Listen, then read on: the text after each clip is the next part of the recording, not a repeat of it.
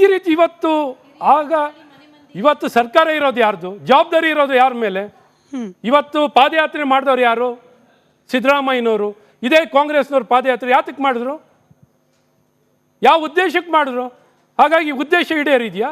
ಇವರು ಅಧಿಕಾರಕ್ಕೆ ಬಂದಾಗ ಇವರು ಬಾಲ, ಇವರೇನು ಹೊರತುಪಡಿಸಿಲ್ಲ. ಇವರು ಈ ರೀತಿ ಅಧಿಕಾರ ದುರ್ಬಳಕೆಯನ್ನು ಮಾಡ್ತಿರೋದು ಬಹಳ ಸ್ಪಷ್ಟವಾಗಿ ವ್ಯಕ್ತಪಡಿಸಿದೆ. ಕಾನೂನಾತ್ಮಕವಾಗಿ ಎಲ್ಲ ಸಮಸ್ಯೆಗಳನ್ನು ಎದುರಿಸಿ ಕಾನೂನಲ್ಲಿ ಎದುರಿಸ್ತಿರೋರು ಜನಾರ್ದನ್ ರೆಡ್ಡಿ ಅವರು.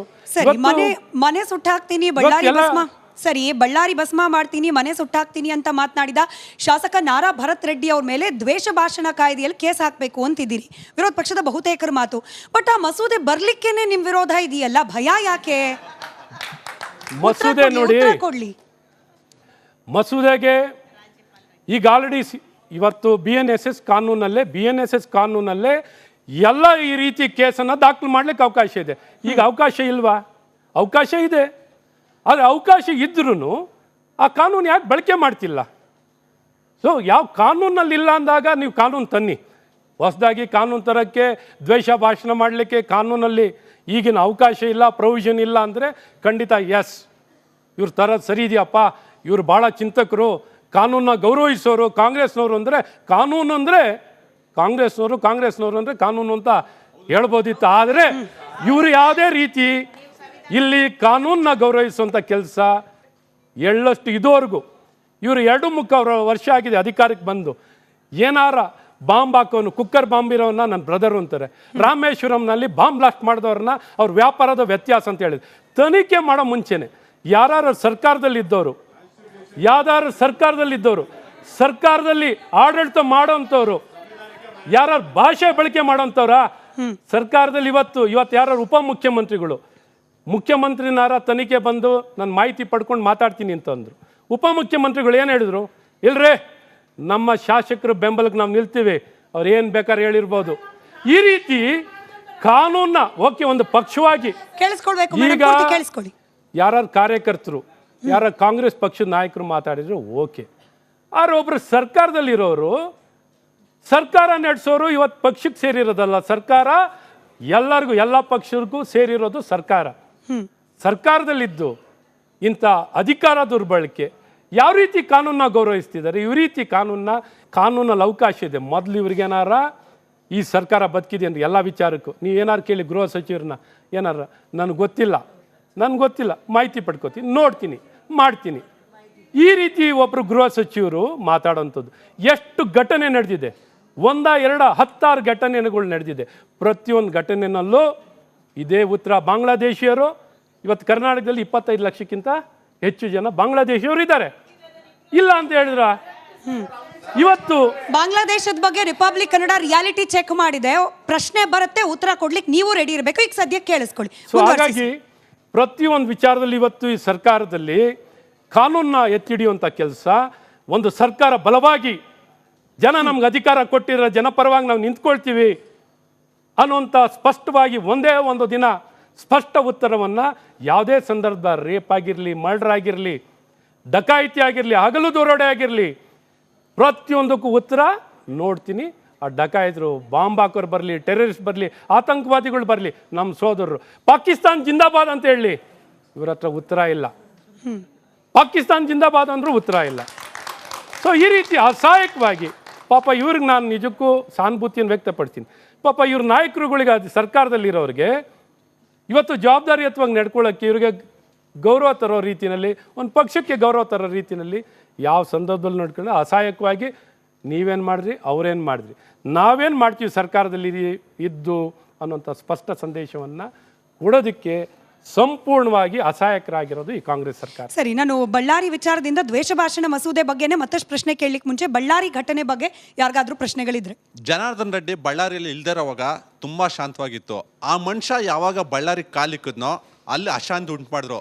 ಈಗ ನಾನು ನಿಮ್ಮನ್ನ ಏನು ಕೇಳ್ಕೊತಾ ಇದ್ದೀನಿ ಅಂದರೆ, ನೋಡಿ, ನಾನು ಪ್ರಶ್ನೆ ಮಾಡ್ತಾ ಇದ್ದೀನಿ ಸರ್, ಜನಾರ್ದನ್ ರೆಡ್ಡಿನ ಮತ್ತೆ ಬಳ್ಳಾರಿಯಿಂದ ಗಡಿಪಾರು ಮಾಡಿದ್ರೆ ಮಾತ್ರ ಬಳ್ಳಾರಿ ಶಾಂತವಾಗಿರೋದು ಸರ್. ಯಾಕೆ ಗೊತ್ತಾ? ಜನಾರ್ದನ್ ರೆಡ್ಡಿ ಹತ್ರ ಅಕ್ರಮ ಸಂಪತ್ತು ಜಾಸ್ತಿ ಇದೆ.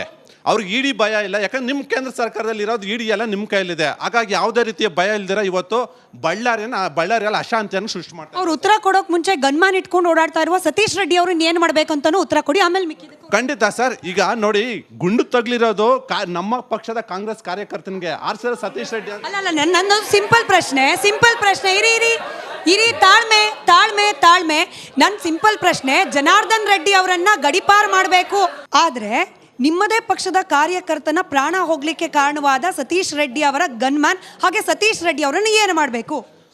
ಶಿಕ್ಷೆ ಆಗುತ್ತೆ. ಆದರೆ ಗನ್ ಮ್ಯಾನ್ ಸಂಸ್ಕೃತಿ ಯಾಕೆ ಬಂತ ಸರ್? ಬಳ್ಳಾರಿಯಲ್ಲಿ ಜನಾರ್ದನ್ ರೆಡ್ಡಿ ಅಂತ ಗೂಂಡಾಗ್ಲಿಂದಾನೆ ಸರ್ ಅಲ್ಲಿ ಗನ್ ಮ್ಯಾನ್ಗಳು ಜಾಸ್ತಿ ಆಗಿರೋದು. ಸತೀಶ್ ರೆಡ್ಡಿ ಏನು ಮೇಡಮ್, ಇಂಥವ್ರು ಜನಾರ್ದನ್ ರೆಡ್ಡಿ ಅಂತವ್ರು ಇದಾರಲ್ವ, ಅಕ್ರಮ ಸಂಪತ್ತು ಮಾಡ್ಕೊಂಡು ಏನು ಬೇಕಾದ್ರೆ ನಡೀತದೆ ಅಂತ ಹೇಳ್ಬಿಟ್ಟು ಜೀವ ಭಯ ಇದೆ. ಗಾಲಿ ಜನಾರ್ದನ್ ರೆಡ್ಡಿ ಇದ್ದಾರಲ್ವಾ, ಇಂಥ ಬಿಜೆಪಿಯ ನಾಯಕರಲ್ಲಿ ಇದಾರಲ್ವಾ, ಹಾಗಾಗ್ಬಿಟ್ಟು ಗನ್ ಮ್ಯಾನ್ಗಳು ಇಟ್ಕೊಂಡು. ಬಿಜೆಪಿ ನಾಯಕರಂದ್ರೆ ಕಾಂಗ್ರೆಸ್ನವ್ರಿಗೆ ಜೀವ ಭಯ ಅಂತೆ ಬಳ್ಳಾರಿಯಲ್ಲಿ. ಭಾಳ ಮುಖ್ಯವಾಗಿ ಏನೊಂದು ಇವತ್ತು ಸರ್ಕಾರ ಇರೋದು ಕಾಂಗ್ರೆಸ್ ಸರ್ಕಾರ, ಕಾನೂನು ಸುವ್ಯವಸ್ಥೆಯನ್ನು ಕಾಪಾಡಲಿಕ್ಕೆ ಜವಾಬ್ದಾರಿ ಇರೋದು ಈ ಕಾಂಗ್ರೆಸ್ ಸರ್ಕಾರದ ಮೇಲಿದೆ. ಅಲ್ಲಿರೋಂಥ ಶಾಸಕರು ಯಾರು? ಭರತ್ ರೆಡ್ಡಿ ಅವರು ಮಾತಾಡಿರೋಂಥ ಮಾತುಗಳೇನು? ಸುಟ್ಟಾಕ್ಬಿಡ್ತೀನಿ, ಕೊಂದಾಕ್ಬಿಡ್ತೀನಿ, ಈ ರೀತಿ ಭಾಷೆಯನ್ನು ಬಳಕೆ ಮಾಡಿರೋನ ಗಡಿಪಾರು ಮಾಡಬೇಕಾ? ಅಥವಾ ಜನಾರ್ದನ್ ರೆಡ್ಡಿ ಮನೆಗೆ ನುಗ್ಗಿ ಇವರು ಹೊಡಿಲಿಕ್ಕೆ ಹೋಗಿರೋರು?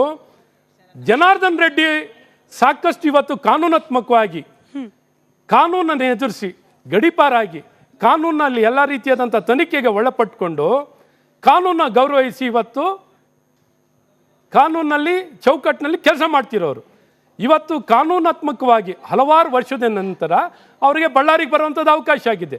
ಇವತ್ತು ಸರ್ಕಾರ ನಡೆಸ್ತಿರೋರು ಕಾನೂನನ್ನ ಕಾಪಾಡೋದ್ರಲ್ಲಿ ಇವತ್ತು ಆ ಪರಿಸ್ಥಿತಿಯನ್ನು ಉಲ್ಬಣಗೊಳ್ಳಲಿಕ್ಕೆ ಈ ಸರ್ಕಾರ ಮತ್ತು ಅವರ ಅಧಿಕಾರಿಗಳು ಮತ್ತು ಅಲ್ಲಿರುವಂಥ ಪ್ರತಿನಿಧಿ ಕಾರಣಕರ್ತರು.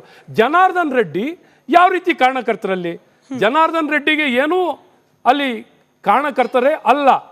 ಅವ್ರ ಮೇಲೆ ಇವತ್ತು ಸುಮ್ಮನೆ ಅಲ್ಲ ಸಲ್ಲದ ಆಪಾದನೆಯನ್ನು ಮಾಡಿ ಇವತ್ತು ಕಾನೂನ ಉಲ್ಲಂಘನೆ ಮಾಡಿರೋರು ಇವತ್ತು ಭರತ್ ರೆಡ್ಡಿ, ಸತೀಶ್ ರೆಡ್ಡಿ ಅವರ ಟೀಮ್ ಅವರು. ಹಾಗಾಗಿ ಇವತ್ತು ಈ ಸರ್ಕಾರ ಕಾನೂನ ಗೌರವಿಸೋದಾದ್ರೆ ತಕ್ಷಣ ಅವ್ರನ್ನ ಈಗಾಗಲೇ ನಾನ್ ಬೇಲೇಬಲ್ ಅಲ್ಲಿ ಸಾವಿನ ಏನು ಒಂದು ಮರ್ಡರ್ ಕೇಸ್ ಮೇಲೆ ಇವತ್ತು ಅರೆಸ್ಟ್ ಆಗಬೇಕಾಗಿತ್ತು. ಮರ್ಡರ್ ಕೇಸ್ ಮೇಲೆ ಅರೆಸ್ಟ್ ಆಗಬೇಕಿತ್ತು, ಅರೆಸ್ಟ್ ಆಗಿಲ್ಲ. ಸರಿ, ನಮಸ್ಕಾರ ಸರ್. ಜನಾರ್ದನ್ ರೆಡ್ಡಿ ಅವರು ಒಂದು ಪಕ್ಷ ಕಟ್ಟಿ ನಿಮ್ಗಳಿಗೆ ಬಿ ಜೆ ಪಿಯವ್ರಿಗೆ ಒಂದು ಶೆಡ್ ಹೊಡೆದಿದ್ರು. ಅದಲ್ಲದೆ ನಮ್ಮ ನಾಡ್ಕಳ್ಳ ಅವರ ಹಿಂದೆ ನೀವು ಅವರ ಸಪೋರ್ಟಿಗೆ ನಿಂತಿದ್ದೀರಾ ಸರ್? ನಿಮ್ಮ ಪಾರ್ಟಿಗೆ ಅವ್ರು ಶೆಡ್ ಹೊಡೆದು ನಿಂತಿದ್ರಲ್ಲ ಸರ್, ಪಕ್ಷ ಕಟ್ಟಿದ್ರು. ಅವರು ವಿನ್ ಕೂಡ ಅವ್ರ ಪಕ್ಷದಿಂದನೇ ಆಗಿದ್ದಂಥದ್ದು. 2013-18ರಲ್ಲಿ ಅಧಿಕಾರದಲ್ಲಿದ್ದವ್ರು ತಮ್ಮ ಸರ್ಕಾರ ಈಗಲೂ ಅಧಿಕಾರಕ್ಕೆ ಬಂದಿದ್ದಾರೆ 2023ರಲ್ಲಿ. ಆಯ್ತು, ಕೇಳಿಸ್ಕೊಳ್ಳಿ.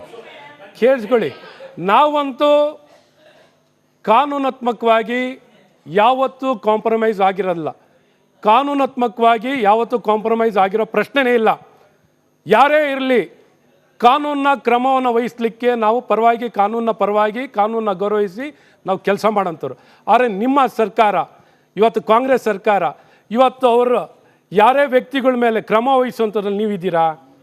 ಇವತ್ತು ಜನಾರ್ದನ್ ರೆಡ್ಡಿ ಮೇಲೆ ನೀವು ಕಾನೂನು ತೊಗೊಳ್ಳಿಕ್ಕೂ ಅವಕಾಶ ಇತ್ತು, ಯಾವ ತೊಗೊಂಡಿದ್ದೀರಾ ನೀವು? ನಾವು ಶೆಡ್ ಹೊಡೆದು ನಿಂತಿರೋದು ಪ್ರಜಾಪ್ರಭುತ್ವದಲ್ಲಿ ಅವ್ರಿಗೆ ಹಕ್ಕಿದೆ.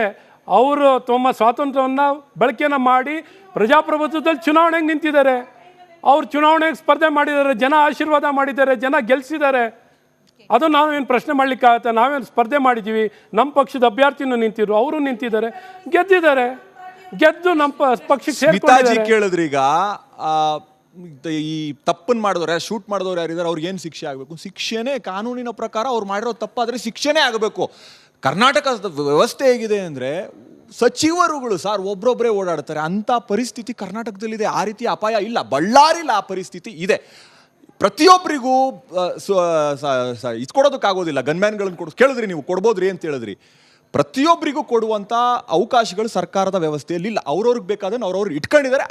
ಅವರಿಗೆ ಇಟ್ಕೊಳ್ಳುವಂಥ ಪ್ರಜಾಪ್ರಭುತ್ವ ವ್ಯವಸ್ಥೆಯಲ್ಲಿ ಅವಕಾಶ ಇದೆ, ಅದರಿಂದ ಇಟ್ಕೊಂಡಿದ್ದಾರೆ. ಗನ್ಮ್ಯಾನ್ಗಳು ಸಾಹೇಬ್ರಿಗೂ ಗನ್ಮ್ಯಾನ್ ಇದ್ದಾರೆ. ಆ ರೀತಿ ಎಲ್ಲ ಎಲ್ಲೇ ಮೀರಿ ವರ್ತನೆ ಮಾಡೋದಿಲ್ಲ. ಮುಗಿಸ್ಬಿಡ್ತೀನಿ. ಎಲ್ಲೇ ಮೀರಿ ಒಂದು ನಿಮಿಷ ಸರ್, ನಿಮಗೆ ಖಾಸಗಿ ಗನ್ಮ್ಯಾನ್ಗಳಿದಾರ ಸರ್? ಅಷ್ಟೇ ವ್ಯತ್ಯಾಸ. ಖಾಸಗಿ ಗನ್ಮ್ಯಾನ್ಗಳಿಗೂ ಸರ್ಕಾರದ ಗನ್ಮ್ಯಾನ್ಗಳಿಗೂ ವ್ಯತ್ಯಾಸ ಅಷ್ಟೇನೆ. ಪ್ರಶ್ನೆ ಕೇಳಿ. ನಾನು ಕೇಳಿದೆ ಪ್ರಶ್ನೆನ, ನಾನು ಹೇಳಿರೋದು ಖಾಸಗಿ ಗನ್ಮ್ಯಾನ್ ಯಾಕೆ ಇಟ್ಕೊಂಡಿದ್ದಾರೆ? ಸರ್ಕಾರದಿಂದ ಅವರು ಸರ್ಕಾರಿ ಹುದ್ದೆಯಲ್ಲಿ ಇಲ್ಲ, ಸರ್ಕಾರಿ ಹುದ್ದೆಯಲ್ಲಿ ಇರೋರ್ಗೆ ಮಾತ್ರ ಗನ್ಮ್ಯಾನ್ ಕೊಡೋದು, ಸರ್ಕಾರಿ ಹುದ್ದೆಯಲ್ಲಿ ಇಲ್ಲದೆ ಇರೋರು ಗನ್ಮ್ಯಾನ್ ಕೊಡೋದಿಲ್ಲ. ಅವ್ರಿಗೆ ಬೇಕಾಗಿದ್ದನ್ನು ಅವ್ರು ಇಟ್ಕೊಂಡಿದ್ದಾರೆ.